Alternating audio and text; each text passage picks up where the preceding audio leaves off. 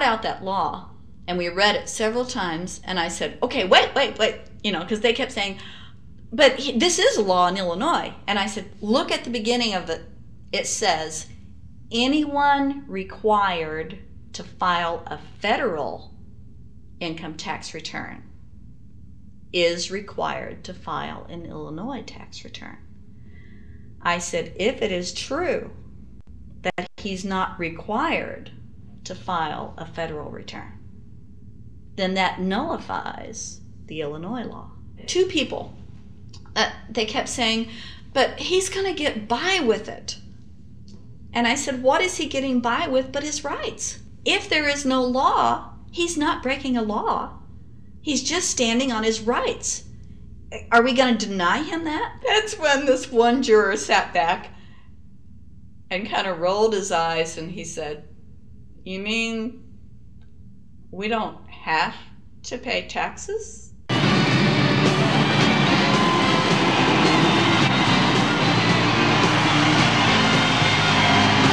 All of a sudden we realized that this trial was much bigger, and the ramifications of this trial were going to be so broad if it actually got out. I mean, it's like we had just discovered this great government secret. And so when we came out for the delivering of the verdict, the judge was, I'm sure, even at this point, I'm sure he still thought we would give a guilty verdict.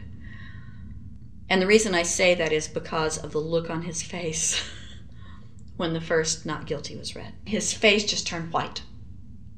I mean, it's like, I don't believe this. The second time, you could hear people out in the audience, just in the courtroom, just going, wow, And the judge is just getting red in the face. I mean, he was just livid. And the judge got up and left. I sat there and I thought, this truly is a victory for the people. And I have never felt more patriotic.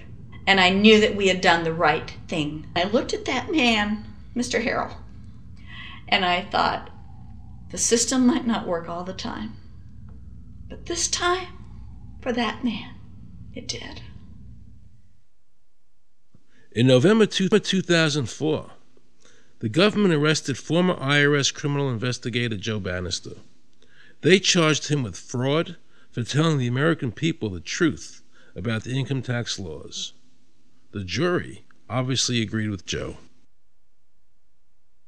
Well, it just showed Mr. Banister to be honest and straightforward and working within the law. Vernice Kuglin, a Federal Express pilot, claimed there was no law requiring Americans to file an income tax. She also won in court.